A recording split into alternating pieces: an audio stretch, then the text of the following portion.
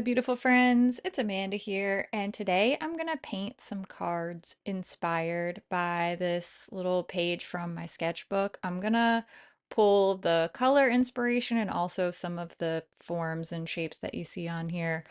I'm gonna put them on some little cards. This is one of the things from my project list.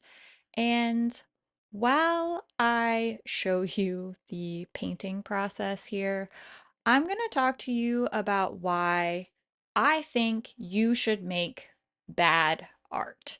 And just hear me out, stay with me. It may very well end up making sense at the end. Anyone can make bad art. Anyone can do it. Babies can do it. No offense, babies. I love your work. But I'm here to make a case that you actually should make bad art because it will make things better. It'll make you better. And it will probably actually make the whole world better. I know that sounds dramatic because it is, but that does not mean that I'm wrong. Okay, let's start with the obvious. There's a lot of research that shows that making art, even just literally doodling in the margins, reduces stress and has a whole host of mental and physical health benefits. Even something simple as like literally making scribbles can be meditative and you can get these health benefits. Creating is literally good for your mind and your body. That's enough of a reason for anyone to make making more of a priority. But I already know what a lot of you are going to say. I'm not creative. I'm not crafty. I wish I was good at yada, yada, yada, yada. And I just want to say, I hear you, okay? I promise that I do get it. I am an achiever. I am a perfectionist in recovery. I swear I understand not wanting to do something that you feel like you're not good at. And you know what? Ultimately, we are all individuals, unique people. So certainly I can't make a sweeping 100 zillion% certainty type of statement. I've been on the internet long enough to know that that is a silly thing to do. But I truly believe that most people should make art anyway, of any kind. Even if it's bad art, draw, doodle, do some makeup looks, sketch, sculpt, play with clay, build with blocks, literally just make up something with Legos, build something with wood, carve with wood, blow glass, make stained glass. Sew some clothes, crochet, make a quilt, embroider, collage things, paint things, smash shit up and glue it to other shit, write a poem, write a D&D quest for your friends, write a song, play music, make beats on your phone, do improv, dance, do stand up, film things, take pictures, make funny little stupid videos, and use a template to make a collage of pictures from your phone. You can even color in a coloring book. You can use freaking Microsoft Paint and print it out in your parents' computer room. Okay, shout out millennials if you know what I'm talking about. I don't think it matters what you make or how you make it. There are a million different ways to make art, and even if everything that you ever make is air quotes bad, I think you should just do it anyway, okay? And sorry that I'm yelling at you, but here's the deal. I personally have made a lot of bad art, and I'm gonna prove it here on this channel by showing you a lot of not good art. And I'm not saying that to be self-deprecating, like, oh, woe is me. Everybody comment and tell me how good my art is, or some weird, fake, humble BS. I'm going to be really real with you. I have made some bad art. I have made some good art, and I maybe have even made something great. I've been making stuff since I was really little, and I'm about to turn 40, like really soon. So, in the 3.5 decades ish that I've been making things, I would say like roughly half of what I've made art wise is mid. Probably more than half, honestly. It's fine, it's good. You probably look at the thing and you know what it is. Maybe what I'm painting on screen right now is an example. You probably aren't going to run to the store and buy this weird little hand painted card, but I bet you would love it if somebody sent it to you. Art like this has value, but it's not going to hang in a museum. I would say probably the top 10% of things I've made in my life are in that good range, and the remaining 40% is bad art. Rejects, mistakes, fails, flops, didn't work, ugly ass art that I made. And I would actually be so curious to hear what other creative type folks think their bad to mid to good art ratio is. If you are a fellow creative human, please let me know in the comments what you think your ratio is. Maybe I'm way off. Maybe I'm, you know, how can we know? It's subjective anyway. Okay. I personally was creatively nurtured from a young age, and I've always identified with that as a trait. So I know it is easy for me to say, oh, everyone should just make stuff, just do it. But I do think that most people, okay, I said most, not all, most people have the capacity to be creative. And a lot of the people who feel like they aren't inherently creative, they don't identify as a creative, crafty, artsy person, probably just got discouraged early on in life, or maybe they just straight up didn't have access to a good creative outlet for them. A lot of creative pursuits do require access. I mean, it's not like we can all be trained opera singers. We can't all afford to buy a cello. Like, I know that there is a huge accessibility issue, and I don't think that there's anything wrong with discovering these things later on in life. I really do think that people can rediscover and reignite that spark of creativity at any time in their life. And that process of discovering or rediscovering making stuff is going to produce some bad art. Statistically, it's just going to happen.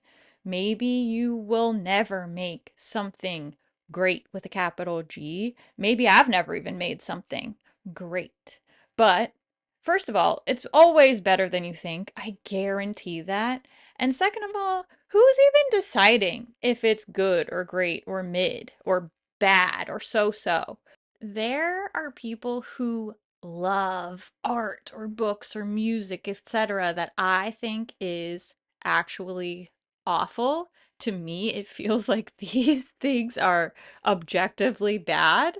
So that's just proof that bad art is totally subjective anyway. You may make something and not feel happy with it, and somebody else thinks that it's wonderful. That happens to me a lot. I will make things, especially these little like paintings that I do, and I think, oh, this is whatever. This is a throwaway. This is just no good at all. And then somebody else sees it and loves it and compliments and thinks it's great. And they tell me they wish they could make something like that. So we are all our own harshest critics. And that's just, I think, a fact of life. And it is a fact even for people who do consider themselves creative. Also, who cares if other people think that our art is bad? It doesn't matter if we only make bad art. It doesn't matter if we make something that's not to someone else's liking. It doesn't matter if it's not to anyone else in the entire world's liking. It doesn't have to win an award. Your art doesn't have to make you money.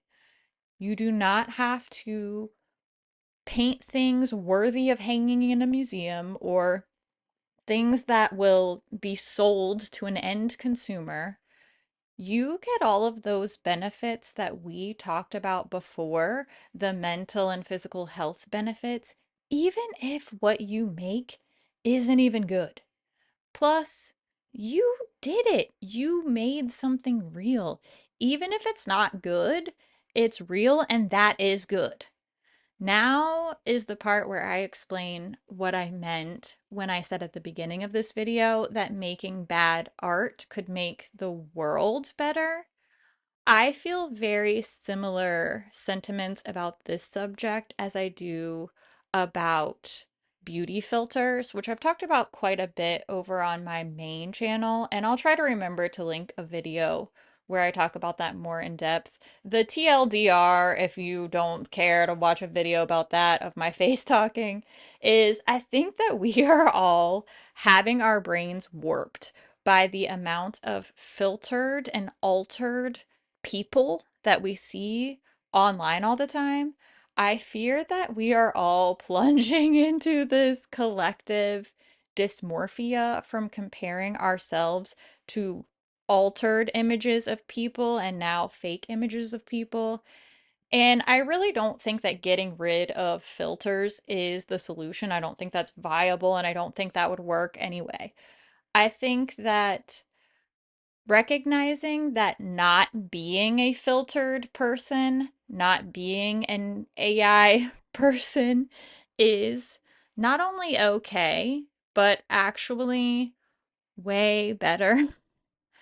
And I think that we need to understand that not looking, not being quote unquote flawless is the better option. It's okay.